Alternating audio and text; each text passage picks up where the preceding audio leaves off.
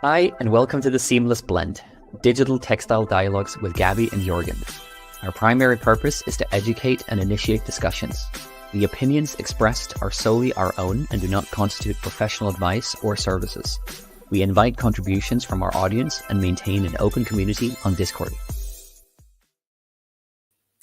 Hello. Welcome back.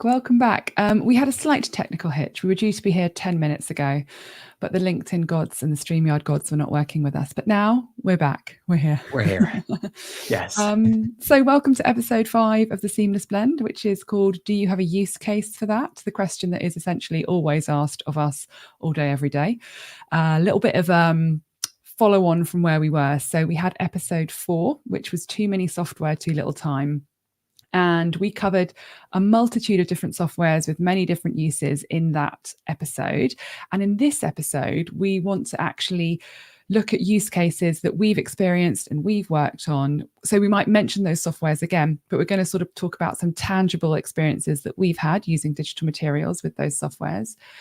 Something else to mention is that we did talk about a lot of different softwares, and a number of listeners reached out to us and said, oh, could you share the link for that company or remind us of the name? What we have done is we are compiling a Notion board. When I say we, what I mean is Jorgen has started a very, very, very well organized Notion board, which I have been adding to sporadically. And we're going to release that after the last episode of season 1, which will be episode 6, which will be our next episode. So we're looking forward to sharing that with you all.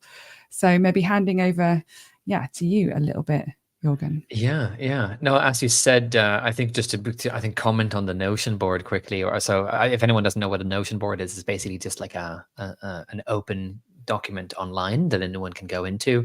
Hopefully, we've tried to remain as I think just agnostic as possible. Agnostic as possible. That's a good word. Agnostic as possible. We're just basically trying to put up every company that we come across that has some sort of relevance to digital materials, digital product creation. Essentially, what we're talking about here. As you mentioned, we talked about software last time. Now it's a bit more about talking about use cases and these practical examples. We thought as we go into this also that we should mention at least these two things. Was one, we've talked a lot about digital product creation, essentially DPC, relating to more product design and development, which is kind of how you design a product, how you develop and engineer it, and how you manufacture it. We're thinking that we'll spend a little bit less time on that today, and we'll focus a bit more on the other areas where digital materials are often used, these kind of use cases. So we just want to emphasize that this particular episode is not so much about DPC, even though it's very relevant to DPC still, but there might be other things that aren't necessarily exactly DPC in here. And we thought also to mention that a lot of the things that we mentioned even in the last episode with software and what we're going to be talking about with use cases today, it's important to remember that you don't have to do all these things yourself. There's kind of 2 ways of doing it, at least, and probably more. But the 2 kind of basic ways are you can learn how to do everything yourself. You can pick up the tools, just subscribe and have to learn all the skills, but it can get quite overwhelming. And so the other way is to work with someone to actually help you do some of these things. It could be the entire thing. It could be certain elements of the process. So just remember that as we go through this also, that it's not to say that you have to do everything yourself. There's very often multiple people and roles and responsibilities involved in some of these use cases. So and I think of it like any of those product journeys that you're going on, even if we relate it back to DPC again. I work with a fabric technologist, I work with a garment technologist, we work with pattern cutters, we work with designers, we work with color technologists, and all of those things. And then you work with production specialists, and then you actually have the sewing of the garments and the production and the shipping and all of those things, the quality control. There's not one person, very rarely is it one person doing all of those things. And that is the same thing with DPC and the same thing with creating digital materials. The use cases that I'm specifically going to talk about, I am working with lots of different collaborators for their skills because I don't have them all to hand by myself. Exactly. So should we get started? I think since we've already mentioned this about DPC, since we're going to kind of talk less about DPC, let's just leave it with that and then go into, we thought kind of one of the things that at least I've been particularly interested in, because you've told me so much about it and I still don't fully understand all of it. So I think it would be nice to start from the beginning of this Slightly new thing for me, at least. I think you've had now more experience with heritage textiles, or kind of archives of let's say, when you see a textile in a museum, or something that is from a long time ago, or something that you want to store for many generations to come. This is a field that has some particular requirements. What has your experience been with those type of textiles? So I'm prefacing all of these conversations with, I'm not an archivist or a conservator or a curator or all of those things. I've been brought into a year-long fellowship. Well, I'm a fellow, and I've been brought into a year-long project, which is working with the Fashion Museum of Bath and Bath Spa University to digitise one dress of the year. And that dress is essentially an outfit. And digitising could be many different variations. It could be photographing that garment. So for a museum, digitisation could be as simple as catalogue photographing of every object, because that museum might have 100,000 objects. But obviously in this fellowship, I'm being asked to investigate the fidelity of fashion assets and almost like the resolution, and again, looking at the use cases, how much information we need on those materials and those heritage garments, and where is that digital information usable for the end user? And is the end user the archivists and the conservators in the museum, or is the end user us, the general public, who want to come in and have a look at these garments? So that's the piece that I'm working on with heritage textiles and archiving. One of the biggest requirements around that is obviously it has to be non-destructive. I can't walk in there and say, great, we've got this McQueen dress or this 17th century beautiful garment. Can I just chop a piece up and stick it under this scanner, please? That's obviously not going to work. So with heritage textiles and archiving in the Fashion Museum of Bath, I've developed 3 different streams for scanning to get a digital output. So the first stream is using what's called an ArcTech scanner. This will go on the note, don't worry, ARTEC, ArcTech scanner. It's handheld, it looks like an iron, and there are 2 different types of it. And I'm working on this with Camera, who is stationed at Bath University. They're really expensive pieces of kit, 20 to 30,000 pound pieces of kit, and I'm being loaned them to use them. And you're literally scanning up and down the garment, museum quality. So for example, mummies are being scanned, engine parts are being scanned. Obama's entire face was scanned actually with the ArcTech scanners. Cool. So they're doing these insane projects, but for us, we're trying to scan an Alexander McQueen dress, which is fantastic. So But using the ArcTech scanner, there's quite a big learning curve, right? So you've got to scan by hand, and which doesn't take a huge amount of time. Maybe only that takes half an hour.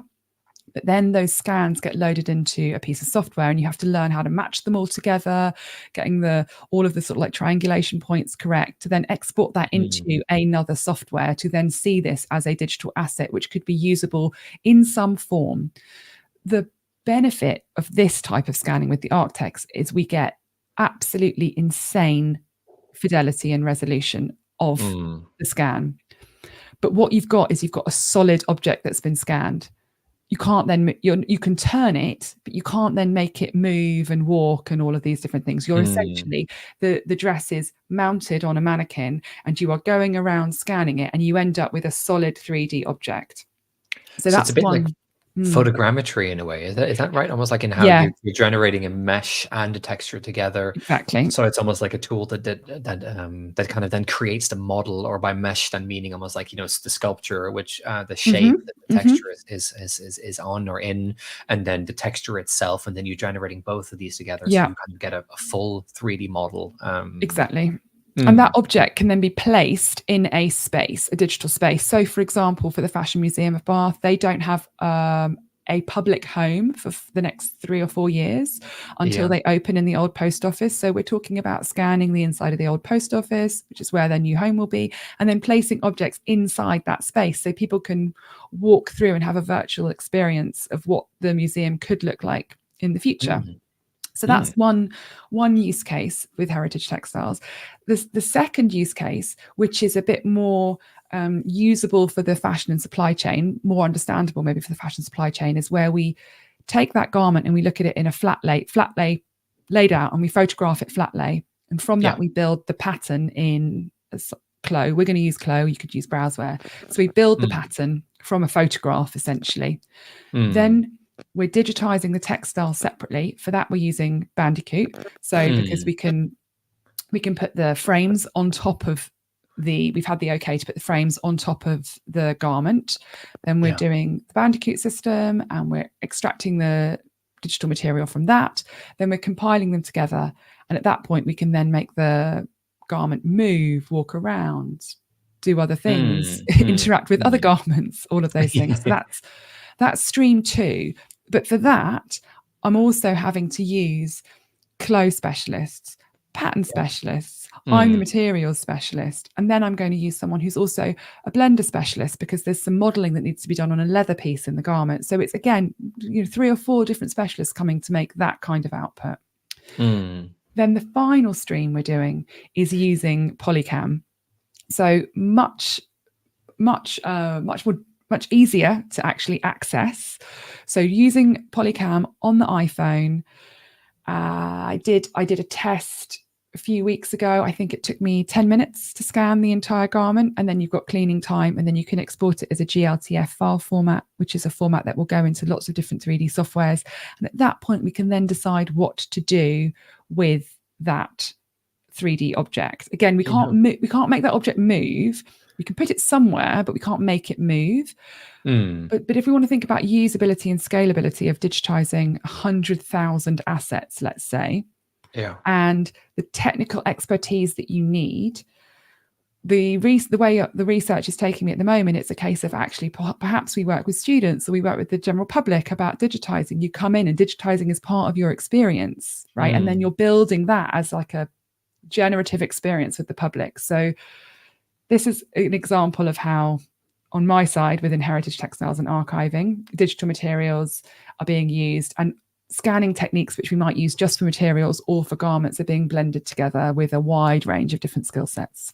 So basically, almost two things I'm thinking about is, of course, almost like number one, like, why would you digitize these materials or these products or these items that you then have? And I guess that's also very much that in the future, as at least as I'm thinking about it, we might be wearing let's just say Apple Vision Pro headsets or virtual reality headsets. We're not sponsored by Apple. But not sponsored. Okay, that was one example. I guess there are other models or brands out there as well. But let's say, for example, like an augmented reality, virtual reality headset, and then you can, for example, in an augmented reality model, you can then position 3D models in a physical space, kind of, and then experience them, almost in the space that you're in. In virtual reality, you can be in your living room and attend or visit museums and experience things, maybe even go much closer to them than what you're allowed to in a museum. 100% there is that. A lot of museums are really, really far away from that, because the barrier to learning and the barrier to access of that technology is too great for them, especially somewhere like the Fashion Museum of Bath, which is run by the local council. Okay, they don't have necessarily that technology and that funding behind them to do that right now, which is why they're kind of doing a fellowship to go out for research, and we can kind of springboard off of that for more funding. So, but even before that, right, it's a case of how can you make let's say you have a small museum and you can show 30 garments at a time. How can you show more to the museum viewing public? How can you make your access to museum wider? How can you have a global reach? How can you start showing pieces that are so delicate they maybe can't be under natural light, or they can't be in those humid spaces for certain periods of time? So it's a case of balancing that between accessibility of the collection, fragility and longevity of the collection, and what you can then offer your museum to the public as. Obviously the gold standard would be, this is fantastic, this VR experience, but actually even before that, it really is like an extension of that documentation, and then offering that out to the audience. Especially as well, let's say you've got students working in other countries that want to study certain types of dress, certain periods of dress, and they can't visit the museum. You can then access that collection online. How they do that, is that through a paywall, a Creative Commons license? That is all still to be worked out, right? That's not part of Yeah, where I that am. reminds me of Bandicoot did a project or has done annually a project with something called Art Express in Sydney, where students have created these art pieces, paintings, drawings, all these things, and then they've been digitized, then in kind of full 3D, or these PBR texture maps has been generated of the art pieces.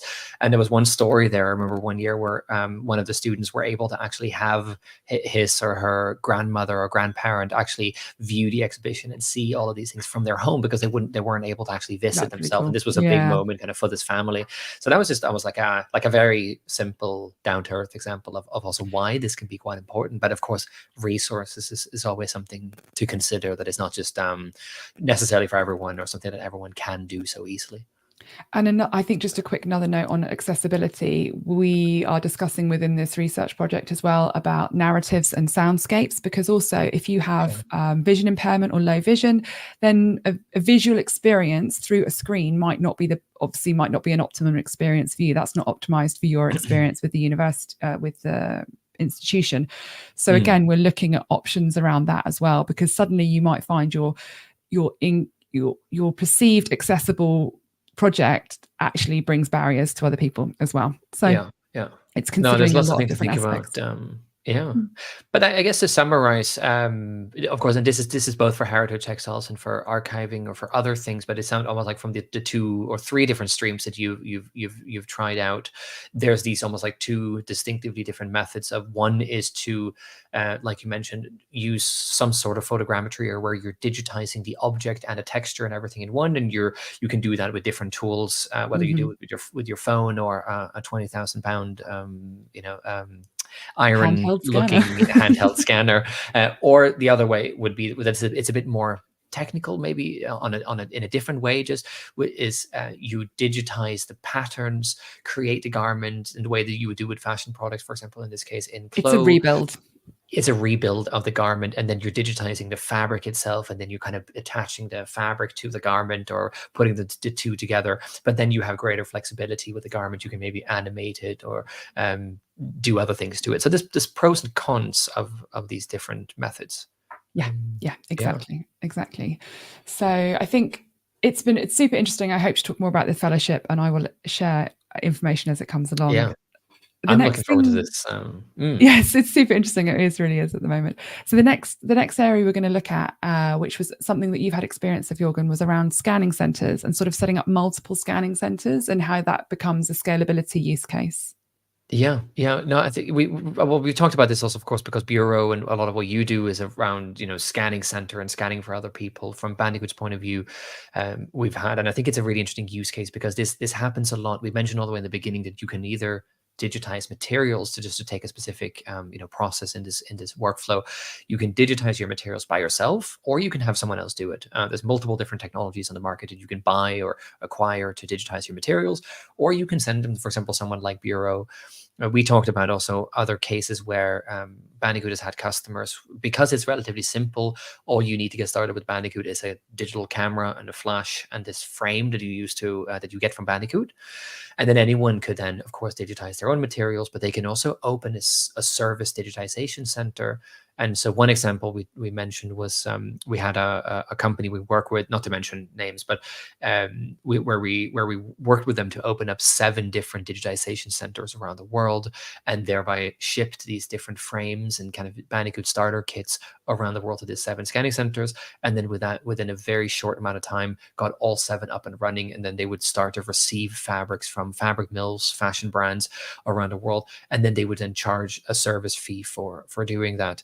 It's not necessarily to say that it's as easy as just getting Bandicoot as a technology or something else and then opening a center. You kind of need the fabrics, of course, to come to you.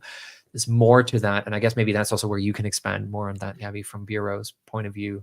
Well, I think that's really important, talking about fabrics coming to you and logistics, because at the end of the day, if we're sending materials halfway across the world to digitize them, that negates the entire point of actually doing it at source or close to source. So scanning centers, to me, are the most logical solution for all of our problems within this area, I would say. I really think it's really interesting that they also scaled so quickly, because we're working with a number of different brands who are training local offices, for example, which makes sense. Train your local buying office, and that makes sense. But again, it's what's that learning curve, and is there confidence in the teams, or do you have to recruit, or can you use existing staff, those kind of things. So for me, the scanning center use case of 7 centers, 7 days is really appealing, because it takes away the worry about the kind of like big leap or the sort of like steep learning curve and then the time to ramp up, because all the conversations we are having now are about scalability. And it is, and actually people are digging deep with us about what's your capacity, how quickly can you turn around 200, what's the capacity, how can you do this. And we are faced with a bit of a chicken and egg scenario of it's a bit like a garment factory. Actually, book the capacity and you can have as much as you want. Exactly. Yes. So it's just those normal kind of like market dynamics, which is where we are right now, I think. Yeah, I think that's an interesting topic. Just almost to talk about this. This wasn't so much of what we have talked about before the episode, but even just since we're on the topic with, because I find this to be a very important thing, whether it's just around the business of fabric digitization in general, but knowing that you have this demand. Fabric digitization is not, like it's not a restaurant business that everyone's got to eat and it's just like a basic necessity. It's also not just like textiles business as it is that everyone's got to wear clothes. It's kind of a new innovation that enables, I think, a lot of new opportunities, but it doesn't mean that everyone is ready for it. It doesn't mean that every company is 3D mature, that they are ready to, that they even understand a lot of them. It's one of the reasons why we decided to have these conversations like we're having a bit more openly. But I think that demand element of that, when you have a fabric digitization business, is really important that you have a certain demand, or that there are fabrics coming through and people actually need what you're offering as a service. And that's also something that's really important to consider and can be very difficult when it comes to scalability of scanning centers or scanning work in general. It is a challenge, and I can't say we've got the solution to that right now. What I can say is that we treat it in the same way that we would work actually in the supply chain. It's book your capacity and you can have it. It is a case of you have to have some level of commitment to go forward for those 6 or 12 months, so that then you can basically call off as you need, because that is then making a sustainable business for everyone involved. Yeah, essentially. Once you've gone through your pilot phase, right? Once you're embedding it, then that's the kind of model you need to move towards. Yeah, no, it's quite basic. I think we kind of like need that predictability, and need people to actually just be ready to commit, at least for a little while, for 6 months, 12 months at least, to get started. I guess maybe to mention another brand again, not really to talk about companies, not to not mention the names. A company that we've also worked with that have actually decided to build their own scanning center. They have lots of different fabric companies they work with, then built their own fabric digitization center in Southeast Asia, and then now have lots of materials sent in there. And of course, then the demand issue is solved, because then materials are coming from within the business, and then they can very quickly get up and running. This was, in this case, a furniture or kind of home textiles business where physics is less important, for example, as we mentioned with Flow and Browseware and fashion software. And is it like, each different within the textiles industry, almost sector or segment, have different needs and requirements, but that's maybe for later or something to talk about. And again, that also becomes more scalable when we add automation into it, right? That's also the next step. We have the automation, which allows us to become scalable.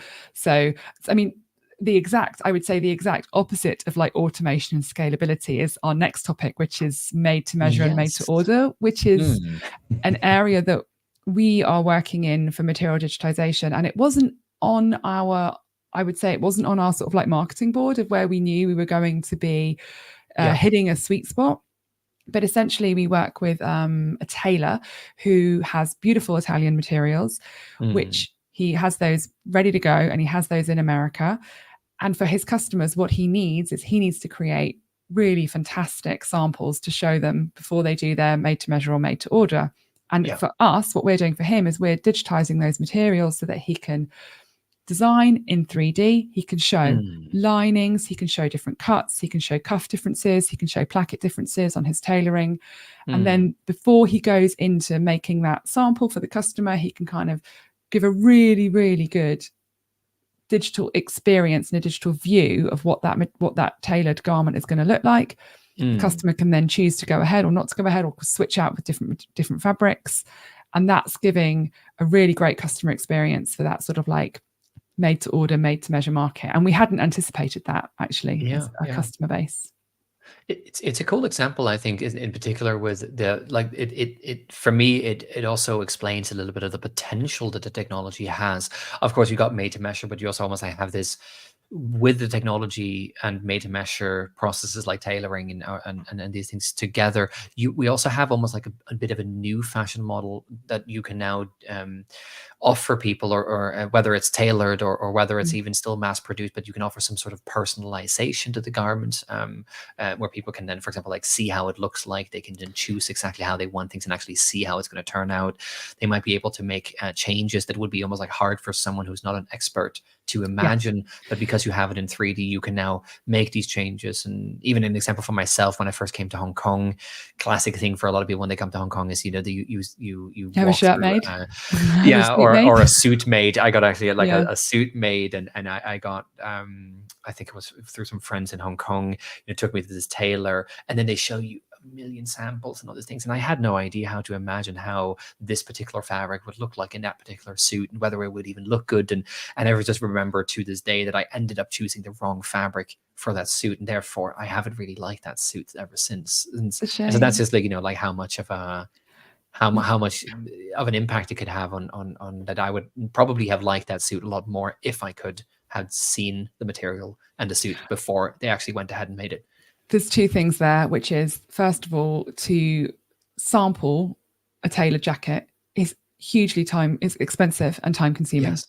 No, you're not getting a sample of that. I mean, it used to cost us around, in a mass produced way, it would used to cost us around $250 to do a tailored jacket. Every time you needed a sample, right? That's a big expense for any business, let alone a small business which is bespoke. So there's that. Second thing is, and we struggled with this with buying tailoring, is when you see a fabric swatch this size, okay, so 20 cm by 20 cm, it's really difficult to understand the scale of that check, let's say, on a suit. Exactly. It looks completely different. We would always sit there, we'd put the materials like on our leg and try and imagine what it looked like as a trouser. That was honestly what we had to do. But if you can then just place that onto the garment in 3D, see it actually at scale and be like, whoa, that red check is so much stronger than I realized, or my God, it's not even there anymore. I can barely see anything. That makes a huge difference for the customer choosing and spending, upwards of, you can go from 5 to 5,000 for your suits and more, I'm sure. So that really is, I think, a very good example of how material digitization can be used in a smaller market and a smaller use case. And potentially would allow us to scale from a consumer point of view. You can use technology to scale that kind of business, because people can go online. They can make maybe an avatar of their own, like they could do body measurements with their phone and these things. It's not saying that we're fully there yet. I think Armani have that as well already. Yeah, some businesses have already tried. I think you also have these I had an example in my mind, but we can come back to that. Just, companies that are just taking advantage of, I think, this body measurement technology going into that. They have the kind of standardized garment patterns, and then you can then or match them together, do a bit of fitting. And of course, then you need digital materials to be able to know what kind of fabric you're working with. So a lot of potential in that model. Yeah, I mean, we can go into it another time, but there were like 5 different body measurement companies at PI, all with slightly different takes on the market. I found that really interesting. That's for another episode. Let's move on. That's another episode. Yeah, fabric mills. Yes. We talked a little bit about, like we mentioned, we were not going to talk so much about DPC, but what we wanted to talk about is also this kind of classic. If you're not doing DPC, then there's also another classic use case of doing or using digital materials and 3D workflows for sales and marketing. And it feels natural to divide that marketing, or like sales and marketing, also there up into 2 different streams, which is the B2B and the B2C, or as we could say, fabric mills, let's say, for example, or garment factories. So the supplier side, fabric mills need to present and sell fabrics to their customers that are most often either brands that nominate fabrics, or it could be garment factories that put together packaged businesses or something for brands. And so it's important to be able to showcase your fabrics and your collection and your quality and everything without having to always bring the fabric physically in front of your customer. even though we're not saying that you would take away the physical sample, because a lot of it is with hand feel, and even you can smell the sulfur dye, or whatever it is that you do with the fabric. You might need to actually have it in front of you, but you can get a lot of very early indicators. You can put things up on like a catalog online and build a digital showroom, or use them from fabric mill sales and marketing that way, which is really important. It's thinking about like having a digital swatch book, but not a marketplace. I think we've got to differentiate. There is a time and a place for marketplaces that are public, but we're talking specifically about a use case for fabric mills that need to showcase their materials to their customers outside of just the hangers, like post trade fairs, post shows. And then at that point, you've got a digital material, which can be viewed in a 3D viewer, embedded on your website. It can be through a third-party system. And then so you could have a physical video of that material. You then have the still 3D image of that material. You could then have the 3D file of that material, which is downloadable by your customer. It can be priced, it can be free, it can depend on how you work with your customer. And then the customer can download that, and then they can iterate in 3D.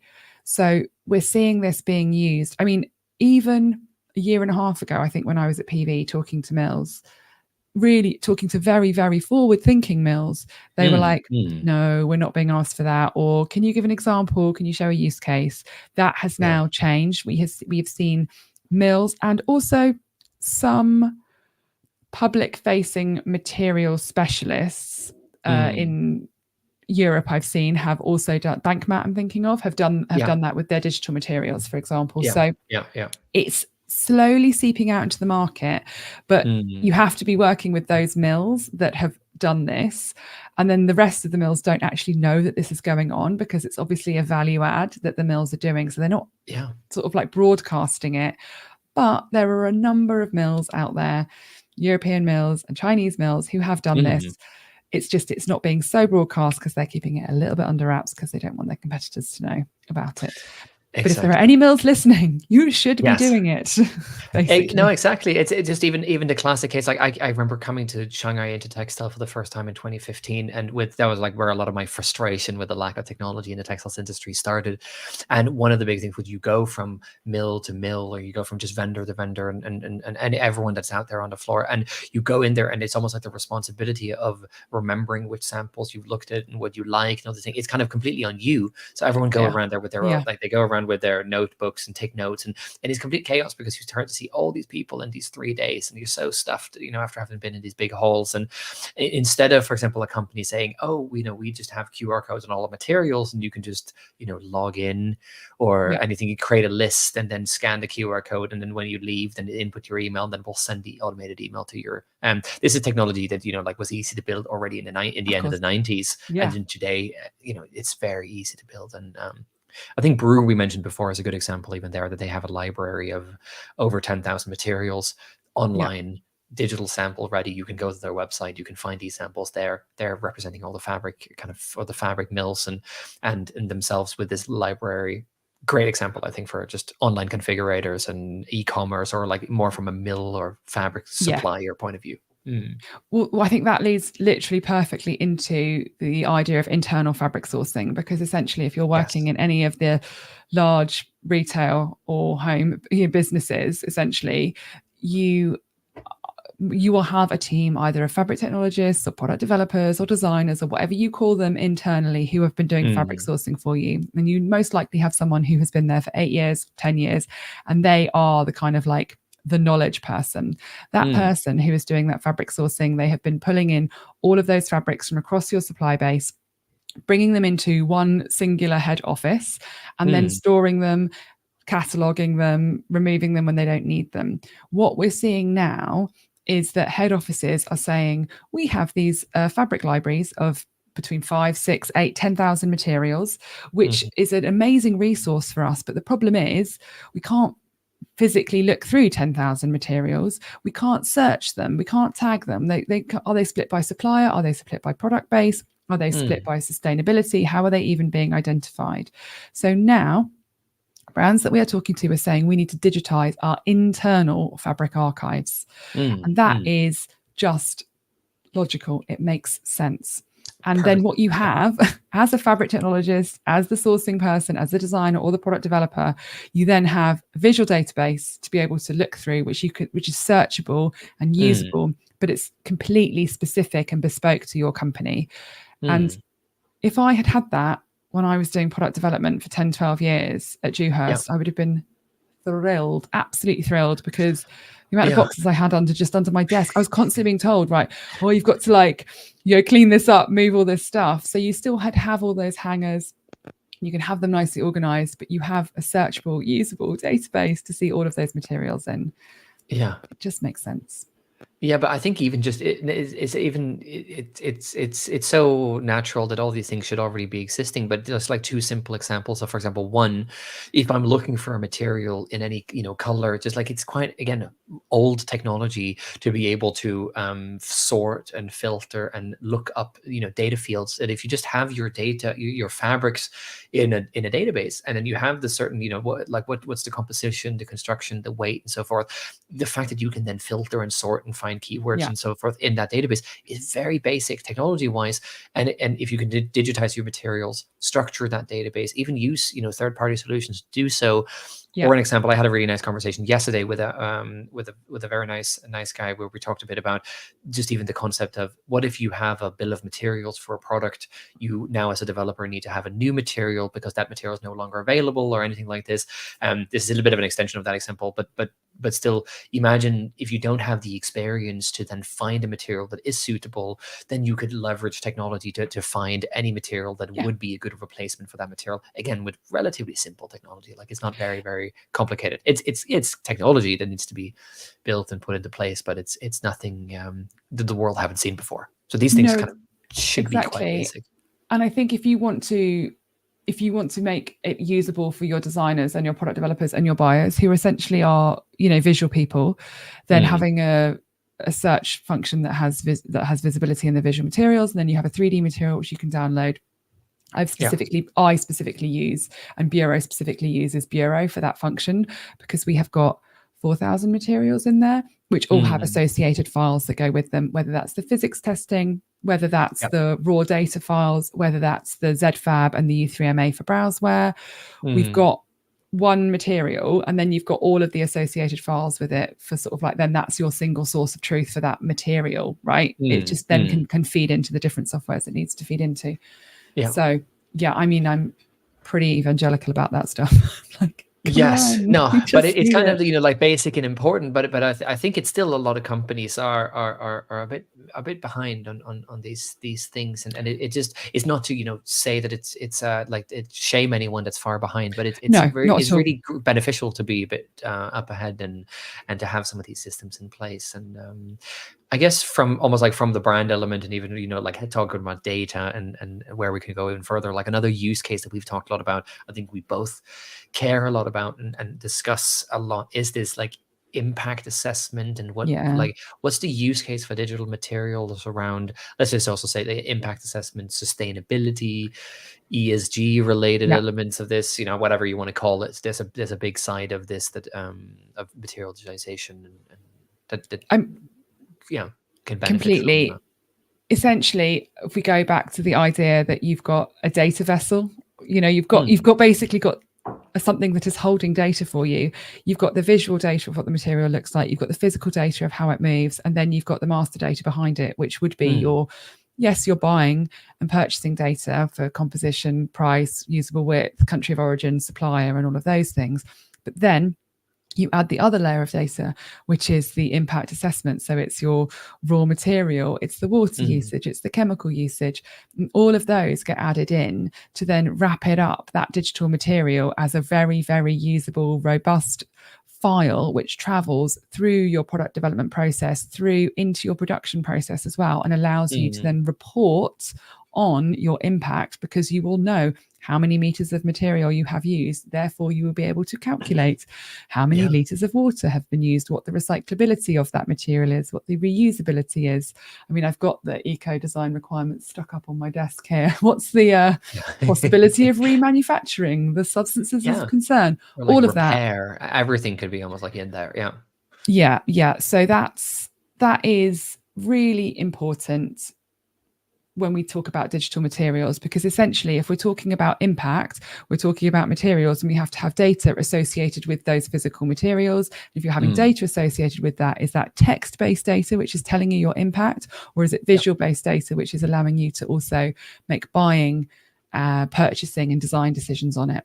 So that's my kind of take on it. Yeah, and that comes a lot. I think just almost the final point on that I wanted to mention is just that it comes very much also about how you use the data. It's not just about, like one thing is getting all the data in there and collecting all the data, but it's really about how you use it and how you use it in your, design, development, production, sales and marketing. And then of course, gathering all this as you're even going into the supply chain, that you get data from your fiber supplier, your spinner, your weaver, and so forth, all the way up to garment, and then you try to collect everything within this data container that we've also talked about before. But it's so much about just how you use it and how you can make use of it, and that can be quite complicated. And a lot of companies, I think, also to say that some things are easier to do than others. For example, like structuring some data in a database and then filtering and sorting that data is quite simple tech. But I think on the other hand, it can be quite a lot more complicated to really make good sense of impact assessments. And so that's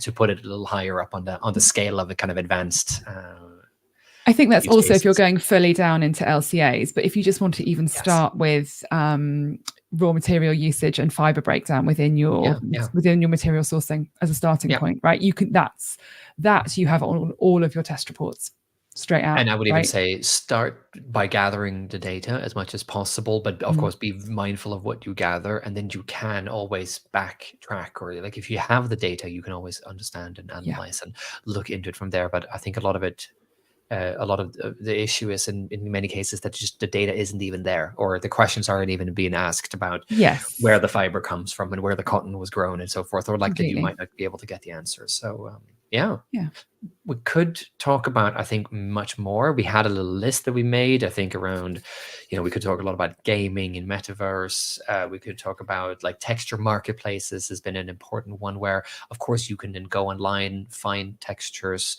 download them, sell them, buy them, use them as you'd like. I think also we would love to hear from anyone else listening to this about there's always new ways to learn about how people use materials and how workflows and pipelines look like. We would love to hear use cases from anyone who wants to share with us. So definitely, please share. Feel free to message.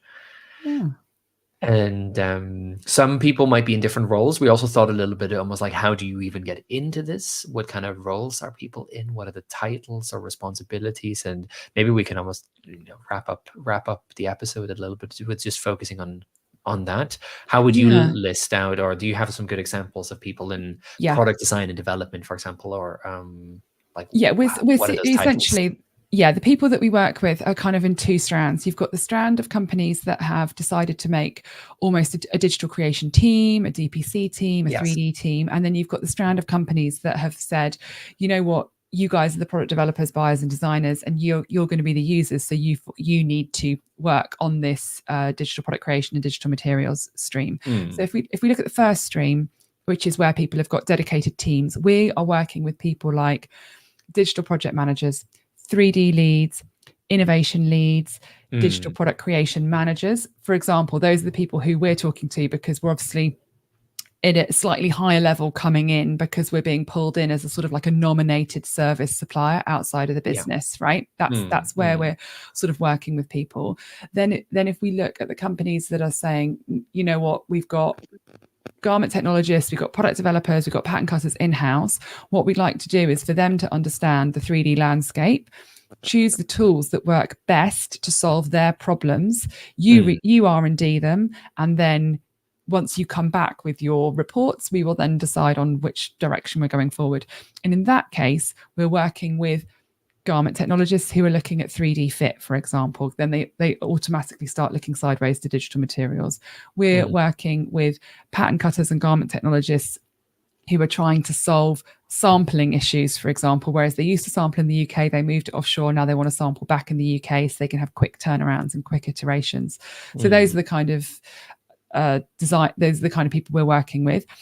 Totally ironically, we're not working with many people that are called 3D designers. You'd expect, obviously, our customers to be 3D designers, but on a company to company level, our materials are being used by 3D designers, but company to company level, we're kind of working on like the leads, the innovation leads, and those people. But underneath them are the actual users who could be identified as 3D designers, and those roles do exist, except we're not kind of plugged in at that level. Yeah, I think that explains it really well, and even just to highlight how it's very fascinating to have followed a little bit of I don't have any statistics on it, but there seems to be a lot more digital product creation roles on LinkedIn, just to take a place where we all hang out, more than before. Now, like there used to be a lot more design and product development, but now there's a lot more 3D and, like you said, leads and just DPC, digital product creation roles and titles out there than I've ever seen before. So that's kind of cool to see. And just quickly on the heritage and archiving side, I'm only doing like one big year-long project right now, so I can't speak to all of the different roles there, because I have seen, there's a woman at the V&A who is 2D 3D head now. She went from 2D to, and she literally put /3D in there as well, so she, obviously they know that that's where their roles are going.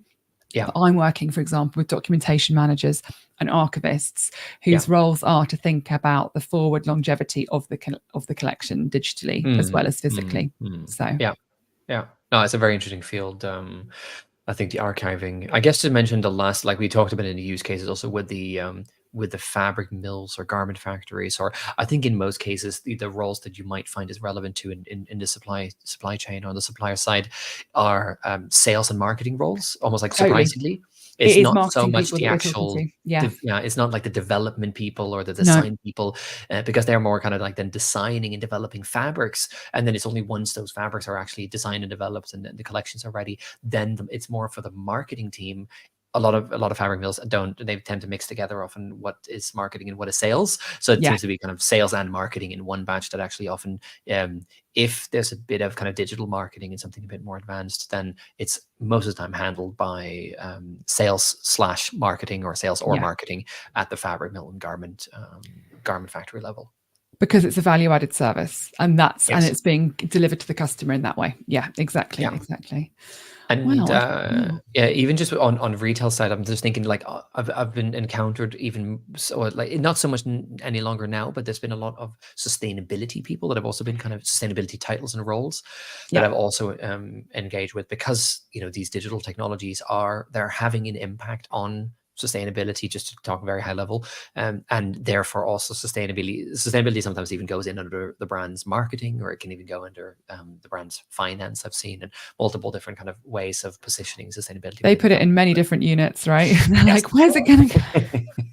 We're going to do sustainability. And actually on that note, we are also taking part in the Future Fabrics Expo in June. Bureau is which is essentially it's a sustainable materials expo, but again, talking to the team there, they're really open about having, using technology for sustainable focuses, which is in our entire business mission and purpose. So that makes sense.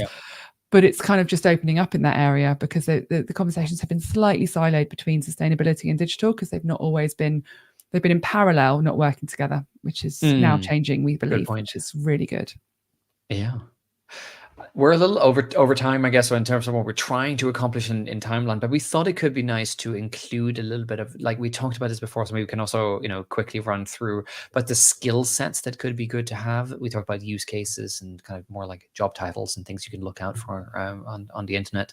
But there's so many different skill sets that you can have coming into this. And you've talked about also, Gabby, before on you come from a textiles background.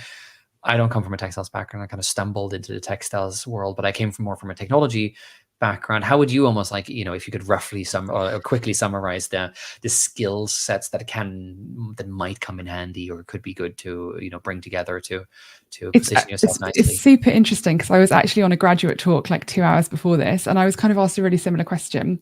So, I mean, maybe it was on a soft skill. It was actually more about just being interested about how things are made, because I'm interested in how textiles are made.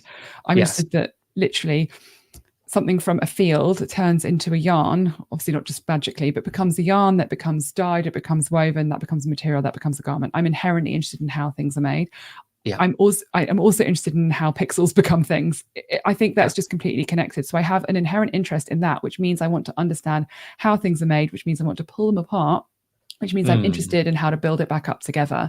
So a skill on my side, I would suggest, would be an interest in essentially how digital things, whether that be materials or garments, are actually built.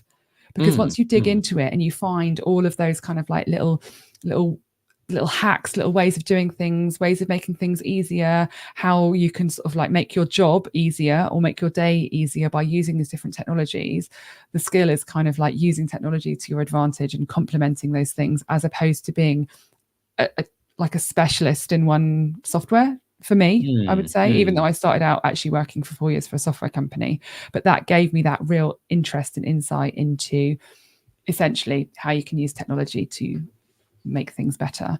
So skills, so skills on my side is very much about like wanting to kind of take things apart and build things back up again in a way that works for you, I think. Yeah, no, I think you actually highlighted almost like the common ground that we were trying to identify earlier. But I think I have the same, a bit of like this. I just love to try to figure out how things work, and so I think I spent the majority of my life taking things apart since I was very young. I just love to take things apart, but I started taking apart computers more than I started kind of like taking apart textiles, and then I started taking apart almost like websites. And I wanted to, I'm no expert in either hardware or software, but I love to take things apart just to see and almost like break them, and then so that I could fix them again after, because then I would understand how they work. And I think that's a very good starting point, and no matter where you're coming. Yeah, it's quite common for I think a lot of people out there. So if you feel like you have that, then there's an opportunity for you in digital materials and DPC, like I'm sure there are in many other things. But that's a good starting point. All right, brilliant. Well, thank you for listening, everyone. Thank you for listening. I see actually here all the way at the end. I know again we're on time or a little over time, but we haven't gotten a comment today. So someone has commented here and said that they would advise brands to test the same person with various avatars. I think this was more about fitting, and there's problems with a parametric approach, proprietary data, dig deep to vet digital tools for reality. I think we can probably follow up on a little bit of this after, but completely agree. Brilliant. Well, thank you very much. Thank you for joining, and we have one more episode coming out in about a few weeks' time, 3 weeks' time. So we'd love to hear what everyone thinks, and looking forward to see you next time. Bye. Okay. Bye. Thank you for listening to The Seamless Blend. If you enjoyed today's discussion, feel free to subscribe. We also invite you to connect with us and participate in our discussions on Discord. Let us know if you agree, disagree, or have any questions. Until next time, take care.